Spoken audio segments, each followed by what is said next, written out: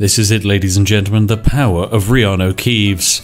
Just look at this man. He's able to destroy entire worlds with his nuclear blast. What a strong being. Is this not the face of a man who now has access to nuclear weapons? I think it is. Hello there, ladies and gentlemen. I'm the Spiffing Brit, and today we're playing Fallout 4. That's right, Todd Howard's latest and greatest creation is here, and we're going to be playing it. And before you jumped out into the comment section, Fallout 76 doesn't count. It will never count. God damn it, Todd. What have you done? You used to create such incredible and enlightened games like Skyrim, the greatest game of all time, some would say. Admittedly, those same people probably didn't play through the game enough to realize that there's actually only one dungeon copy and pasted 74 times. God bless Todd Howard and his enlightened game creation. Nonetheless, we're playing Fallout 4, an absolutely fantastic game set in the post-apocalyptic hellscape of America, where nuclear war has destroyed much of everything that you've come to love about living. Most importantly, tea's gone. And so it's not a world worth living in. But don't worry, I don't have to live in this world. Instead, we're going to be creating a legendary hero to go through this world and live in it for us. Today, ladies and gentlemen, our hero, you've probably guessed it already, is none other than the legendary, greatest destroyer of every single known universe. It's Riano Keeves. He's beautiful, he's majestic, and most importantly, he's breathtaking. Quite literally, he'll remove your lungs. And so I'm going to be showing you, the lovely ladies and gentlemen at home, how we're going to take Riano Keeves from being a level 1 scrub nub in the world of Fallout 4 to becoming a level 420 mega smasher with the ability to destroy everything in the known universe. But naturally, how on earth can we prove that Riano Keeves is the most powerful being? Well, Riano Keeves is going to be taking the worst gun in the game and turning it into the most powerful weapon that the Fallout universe has ever seen. I am of course talking about none other than the pipe gun. On paper, it's pathetic. In actuality, it's also pathetic, but in the right hands and with enough exploits, we're going to be taking the humble pipe revolver and converting it into something which could go toe-to-toe with the Death Star. So it's time to ready yourself, ladies and gentlemen. Grab yourself a cup of tea, get comfy, relax, and if you're feeling extra fantastic, you might even give this video a like. My goodness, thank you. Brand new game of Fallout 4. I wonder what kind of world awaits for us. And you know what, ladies and gentlemen, I've spoken to Riano Keeves today, and he's agreed for one very special, once-in-a-lifetime opportunity and discount. For the first 5,000 people who like this video, Riano Keeves himself will come to you in your sleep and place a small nuclear bomb at the end of your bed. This nuclear bomb can be used in any way you like, be it for defending your land for the Queen to just invading someone else's tea farm. The choice is yours, but Riano Keeves has been very generous. Now, as soon as we get into the world of Fallout 4, we're going to be on a quest for our first ever pipe gun. Now, the pipe gun has a base damage of 13, but actually with the right modifications, it can go down to as low as 10. I know. It is the most terrible gun which actually does damage, and consequently we're going to put it to some good use. Here we go, ladies and gentlemen, the creation of Riano Keeves. Oh, it's going to be good. Your eyes are one of my favorite things about you. He hardly has eyes. Look at that. My God, they're so tiny. I suppose that's kind of like Riano Keeves, but still, good God. This is it, ladies and gentlemen. He's back. It's Riano Keeves. Now, if you haven't ever heard of him, you might be thinking, hang on a second, this looks an awful lot like Keanu Reeves. No, this is an entirely different human being. This is Riano Keeves, the cousin of Keanu Reeves, who up until moments ago was being held entirely inside of the Toddverse of Skyrim. He's never ever been able to escape, and Todd Howard must use every one of his magical tricks to make sure he never makes it into the mortal plane of existence, else we will all be destroyed. Thankfully, Todd's found a new way to distract Riano Keeves, and that's by throwing him into the world of Fallout 4. Now, naturally, Riano Keeves wanted to get here himself for more expansion and more worlds to destroy, so he had to fight Todd Howard, the creator, in order to make it into here, which is where he's now got his fantastic massive scar from. Let us go power our way through the Fallout 4 universe. We have a pipe gun to go fetch, and then a world to destroy. Here comes the Vault Man. Lovely stuff. Here to give Riano Keeves his fantastic stats. Right, let me go deal with that salesman. Oh, hello there, Vault Man. Vault Man is apparently talking to just a piece of wall here. Oh my god, it just kind of makes Rihanna Keeves look like an absolute giant. Right, it's time for us to give Rihanna Keeves his stats. Of course, most importantly, his name. Ah, there it is, Rihanna Keeves. Now, naturally, when it comes to rolling stats for Rihanna Keeves, we're going to max out all of the stats that matter. Most importantly, strength, perception. We have no intention for charisma, although he is naturally very charismatic, and luck is also not necessary for the sole reason that we will one-hit just about everything in creation. Ah, perfect. The ultimate stats of a destroyer. Let's do this. Bye, strange Vaultman. Good. Ah, here's my child, Sean. Hello there. You look nothing like me, small worm child, and also I shall outlive you. Mostly because you're immortal, and I, Rihanna Keeves, am immortal. Yes. Right, let's go see that the world's been set on fire. Ah, yes, this is it. The world's about to end. Fantastic news, ladies and gentlemen. This is everything I was looking for. Bye, all of you neighbors. Bye, bye, bye. Oh my god, what was that? Oh my god, my game's just crashed. Fallout 4, please. Please, do not say you've killed my boy. Do not say you've killed my boy. I just created my boy. This is the issue. Todd Howard, when he knows I'm exploiting games, he is on the trigger trying to destroy it at a moment's notice. A few moments later. Well, thank god Rihanna Keeves is saved.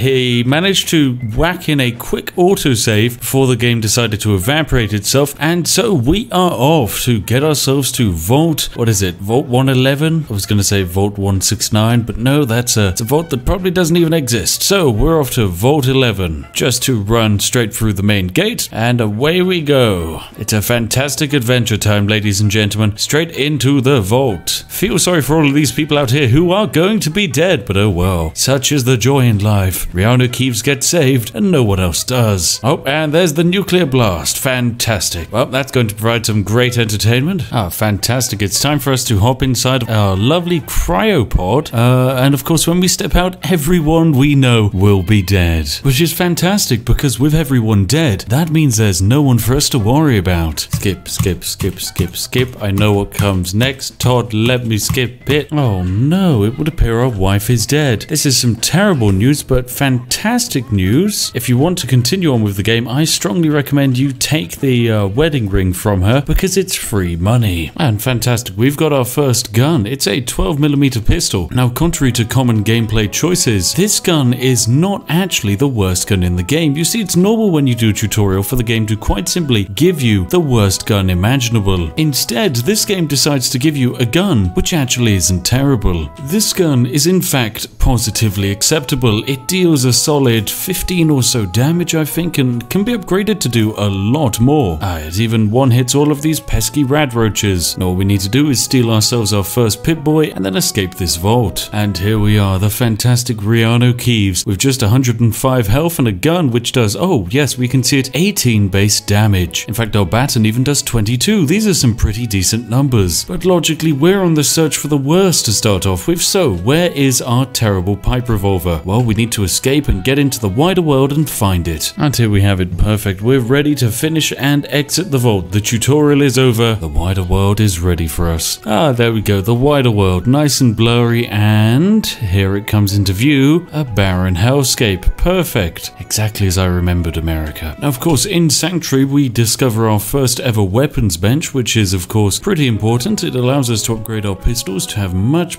better damage outputs. For example, the standard pistol here, just 18 damage, but it can be upgraded to about 30 or something, which is, of course, much better. Although we have no need for such a thing, because instead, we're going to be turning the pipe gun into a veritable destroyer of worlds. One which will make this puny 9mm, and in fact just about any weapon in the game, look like a potato attached to a sling. Oh, and here, of course, at the Red Rocket truck stop, it's Doggo. Hello there, Doggo. You're my friend. Oh my god, what?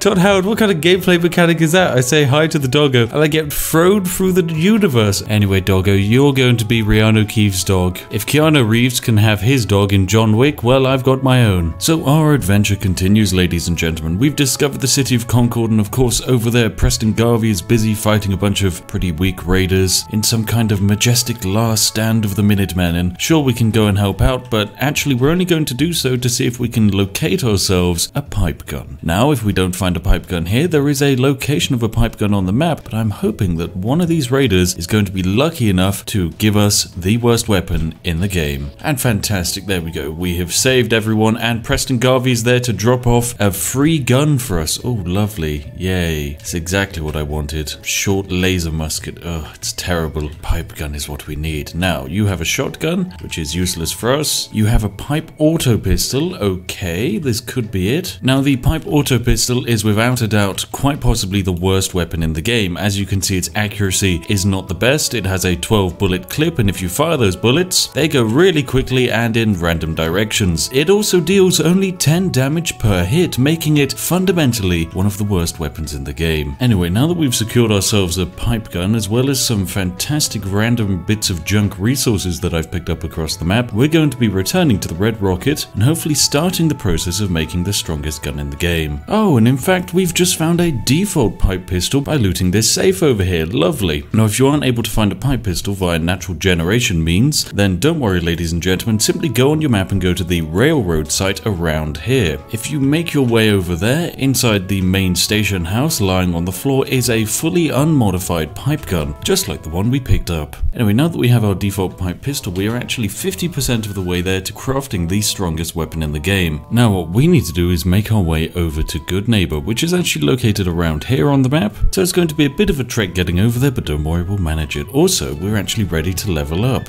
which is great because this allows us to pick up our first point into the gunslinger trait, meaning non-automatic pistols do 20% more damage. A lovely start, because this now means our pipe pistol is up to doing 15 points of damage. Wow, 2 more damage per shot. Incredible. Sure, we could use that 10mm pistol and now get 21, but come on, where's the fun in that? And so our adventure begins as myself and Dogmeat must cross almost half of the map in order to locate the next part of our majestic puzzle. Along the way, we'll face many challenges, but fear not, with our fantastic and very weak weapon, we'll make it. Now, we have made our way over to Lexington, but we're still not quite the way over to where we need to get to, which is the fantastical pirate haven of Good Neighbor. Oh, beans, that's a turret. Right, we won't be going that way round, although it would appear Dogmeat is going to set it off anyway. Fighting raiders, what a challenge it is. So many of them. The good news is they dropped the correct ammo for our pipe gun. Oh, beans, that's another turret. That was not the place I wanted to walk into. No, Rihanna. Oh, that's our first respawn of the game. I guess this is going to be the issue of wandering around a area where we are 100% very low level. Right, I'm out of here. We can leave Dogmeat behind temporarily. Everything will be okay. We don't need to actually fight here. There's nothing good for us to gain from here, except a bunch of bullets to the back of the head. Now, when you think about it, what is the strength of the pipe gun? So the biggest bonus of the pipe gun is the fact that the ammo is near just about everywhere. It's the cheapest ammo in the game. It's the easiest ammo to find. The only downside is it's also the weakest ammo. It doesn't do that much damage at all. For that reason, we need to find a way to take the pipe gun from being absolute pathetic rubbish into becoming the most damaging weapon in the game. Now, it comes to finding your way to Good Neighbor, quite simply just run through any combat engagements you have. You only need to get there once, and then you can just fast travel your way there for any subsequent time. So just run. Genuinely, that's the best advice I can give you. Just run, run, and run. If you encounter danger, just try and run past said danger. The AI in this game is not incredible, so make sure to use terrain to quite simply just outpath it. And here we have it. After running through literal chaos and mass murder, we have actually made our way to Good Neighbor, this tiny entrance here. Seriously, that's it. We are getting chased by super mutant hounds, and getting fired at by a bunch of gunners. So it's time for us to leave the horrendous wasteland wilds of America and instead enter somewhere much safer and happier. Good Neighbor. Oh, I'm sure they're going to be really nice to us in here. They're called Good Neighbor. They must be really friendly. Ah, hello there, friend. Oh, apparently I've got to pay for insurance. No, I'm Brianna Keeves. Back off, my friend. Alright, there we go. We've made our way into Good Neighbor, and this is where we discover the incredible shop of Guns. It's a lovely shop run by good old Cleo here. Now, Cleo is great because she actually sells an item which we're looking for, the Fatman launcher. Except wait, she actually doesn't. It's not in her inventory. Instead, it sat right here next to her. Now, of course, if we were just to crouch down and steal it, we're 100% getting detected and murdered by everyone in Good Neighbor. So instead, hold down E on this bad boy and simply carry it up the stairs. Go just up into anywhere where you're no longer detected, like say right here where we're really hidden. We can then drop the Fatman on the floor and then just steal it. There we go. Now for the AI, absolutely nothing has changed. But yes, the second most powerful weapon in the game is now ours. Thank you, Cleo. And you don't even know what's happened. It's just like the good old bucket exploit of Skyrim, and I love it. So we have ourselves our brand new weapon, the Fatman. It does 472 damage, making it the second strongest weapon in the game. The only downside is it fires mini nukes, of which we have none. Mini nukes are hard to come by, and consequently this weapon is very situational and rare. Sure, it can one-hit most enemies in the game, but it can also kill you in the process, and it has a very limited supply of ammunition, so you're honestly better off just selling these bad boys, unless you had, say, a way to combine the power of the mini nuke with the plentiful ammunition of the pipe gun. Oh no. So that's exactly what we're going to exploit today. Now, it actually turns out I was entirely wrong. We don't have all of the resources we need. We do have all of the resources a normal player would need to pull off this exploit, but actually we're still missing a couple of components. Unless you're level 41 and have the perks of Gun Nut and Science up to level 4, you are unable to pull off this exploit. So consequently, we need to go off and get ourselves a workaround. And that involves using a second exploit in order to pull this off. And in order to do that, we need to go take a visit to Far Harbor, which we can gain access to by wandering over to this point in the map. It's going to be one heck of a journey. And of course, we're only level 3, so we can't pull off this exploit the normal way. We need to stack a second exploit on top of this exploit. It's an infinite layer of exploits, ladies and gentlemen. Now, there are of course other ways you can gain some very suspicious level ups. There are a few infinite experience exploits, but in order to pull them off, it would actually take more time. And I think it would actually be much easier to pull off an infinite experience exploit once we have our really overpowered gun. Perhaps we might even have to save it for, I don't know, a second video? I know, that's right, we're going to be making a lot of Fallout 4 videos, ladies and gentlemen. There's a lot of exploits that need to be showcased. Oh, beans, I found a landmine. And that's my legs gone. Oh, my legs. Oh, God. Oh, my God, and I'm getting attacked by a robot called Bean. Oh, good God, Bean. Ah, there we go, the Bean is dead. Oh, good Lord. And hey, we leveled up. Perfect. And we could, of course, sink these level ups into science and so on, which will be useful, but that's not what we're actually going to do. Oh my God, there's an Assaultron. Oh, good God. Oh, good God. Oh, no, no, no, no, no, no, no, no, no, no, no, no. This is going to be a rough fight. This is going to be a very rough fight. Oh my Lord. Yeah, that's a one hit. Turns out we can't quite fight Assaultrons yet. They are pretty rough. Okay, we're back. We've made our way over to the start of the Far Harbor DLC. Right up here, out of the top of the map. You kind of need to just follow your way up the coastline here and just leave. And once you've made your way over here, you'll get access to this lovely house. And oh look, the boat we're going to be using to get to Far Harbor. Now all we need to do is do the little quest and gain control of this boat. So let's go pick up the quest. So we need to find Kasumi's location, basically just a holotape saying where she's gone, and all you need to do for that is to run over to this lovely boating garage over here and gain access to this safe, but of course it's locked behind an expert lock. Alternatively, all you need to do is examine the picture frame, search it, find the hidden key within, open up the safe and grab that holotape. And there we have it. We've been told that she's over at Far Harbor, so it's time for us to talk to Kenji and get control of the boat. So there we go, we've been given the key and access to the boat, and it's time for us to leave. We're on our way to the lovely landscape of Far Harbor. It's time to sail away. And so here we go, at only level 4 we've managed to arrive at the lovely landscape of Far Harbor. Well, I say lovely landscape, it is a horrible abomination of a place, but it matters little. We're here for one thing and one thing only, and then we can leave. And we even level up from it. Fantastic. Anyway, now that we've arrived in Far Harbor, we need to make our way to the bowling alley, which is located around about here. Oh, there we go. It's the good old Beaver Creek Lanes, home to a very unique weapon indeed. Now just be warned, there are a bunch of feral ghouls out here, and there's going to be even more inside, so brace yourself. Oh no, that's a legendary. Okay, this is going to be an interesting fight. The best way to fight with the legendary glowing ghoul in here is to not get yourself backed into a corner. Oh no, oh no, no, no. Ah, thank God we somehow managed to kill it. Anyway, welcome to the bowling alley. Now, we're going to throw ourselves into this horrific hellscape, and probably the only way we're going to survive is with some very liberal use of Molotovs, because we are level 4 in an area which is designed for people who have finished the game. Luckily, most of the mobs will be still kind of scaled to our level, but still, this is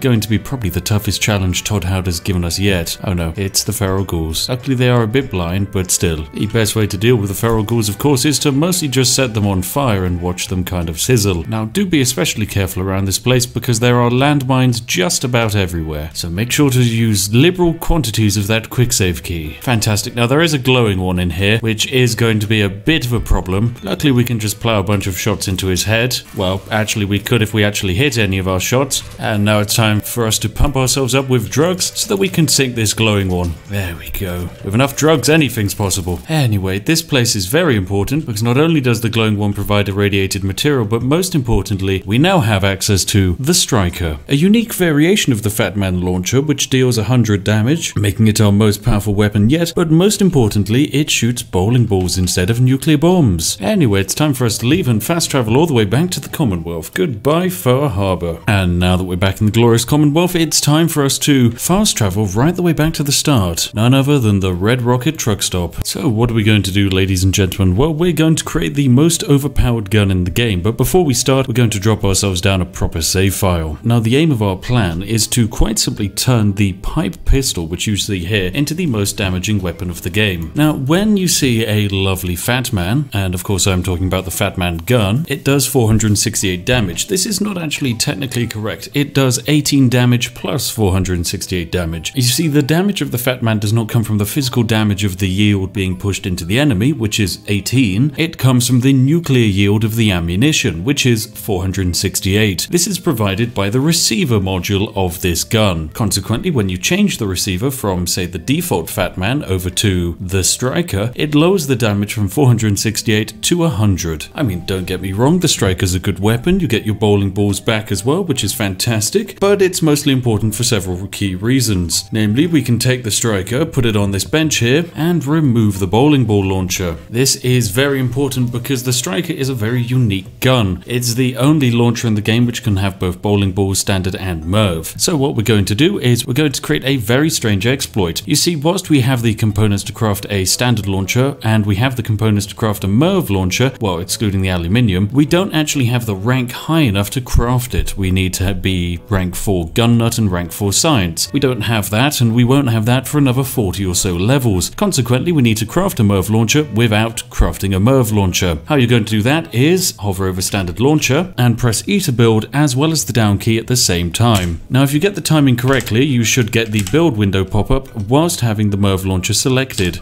And there we go. We've managed it. So what you want to do is basically hit build whilst managing to get your mouse or the hover over select thing over the MIRV launcher. If you're on console, simply press the down arrow so that you go from standard launcher to MIRV launcher, but make sure to do it just after you've selected build. So what this is going to allow us to do is convert the Striker from being a bowling ball launching weapon to being a MIRV launching weapon. But of course we can't build a MIRV, so the game believes we're building a standard launcher, except we're not. We're building a MIRV launcher because we have the MIRV launcher selected, but it says we've got all of the materials for it, so we hit E and make it, and now we have a MIRV launcher instead of a standard launcher. Yeah, okay, don't worry, the game's fine, everything's fine. Now this is where the fun begins. So now that we've created our lovely Striker, we're actually going to exit out of the station and drop down yet another save. This is a risky business, you don't want to get any of this wrong. Now this is actually very important. What you're going to want to do is have the MIRV launcher available and attached to your Fatman, but then actually change the Fatman back to the standard launcher. The reason why is because you aren't actually able to get the mod that you have attached, and sadly the standard launcher does not actually work. Instead, we need the MIRV launcher. See, the reason why the MIRV launcher works is because the MIRV launcher does 18 damage. The standard launcher does 468. The reason why the MIRV launcher does more than 18 damage is because it does 18 damage technically, but then spews out and spawns miniature nuclear bombs. Those miniature nuclear bombs, however, do hundreds of damage. So make sure you have the standard launcher selected and then rename your Fatman to 0. Then find your pipe pistol of choice and rename that bad boy to 1, just so that it appears underneath it in the list. And you can take a look at it. There's a bunch of things you can add to a pipe revolver, but none of them are fantastically overpowered. Sure, we can increase the damage up to 22 with a powerful receiver, but it's honestly nothing too fantastic. We need more damage. And so for that, you're going to need to select the Fatman. What you're going to want to do is press the scrap and modify key at the same time. This works on consoles as well, but what you want to do is press scrap ever so slightly before modify. It's very good to drop down a save file before this, else you might lose your weapon. And there we go. If it works, you're going to get this very strange window here where it says to scrap the item. What you're going to want to then do is hit enter to scrap the item, because what the game's actually doing is scrapping the item but keeping the mods for some reason. Basically, we've just bugged the UI. So you hit enter and then it's going to select the pipe revolver. Now don't press anything on your keyboard or controller, else you could break it. Now what you're going to see here is you have your pipe revolver selected, and yet on the right hand side of the screen we have two available mods, the standard launcher and the MIRV launcher. Now what you're going to want to do is hit the right arrow key and move over to customization. Now apparently according to this gun, because we are simultaneously selecting the pipe revolver and the Fatman, we have the standard launcher installed on this pipe gun. I can tell you for a fact we don't. So what you're then going to do is move down and attach the MIRV launcher to the pipe gun. Once again, technically we should require higher ranks in gun nut and science, but we've managed to bypass that feature. So attach the mod of the MIRV launcher to the pipe gun, and once you've done that, you now have a pretty funky looking pipe gun. You can now then back out and call it whatever you want. I like to call this bad boy the power of Yorkshire tea. Fantastic. Now once you have this gun equipped, you will notice it's going to look pretty stupid. It is a MIRV launcher attached to the end of a pipe gun. It's not meant to look pretty natural, but what makes this gun so special is the fact that it fires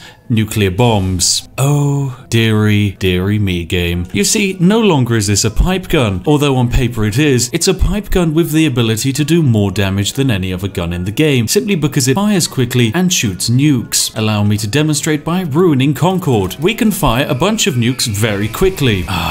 It's art. This is it, ladies and gentlemen, the power of Riano Keeves.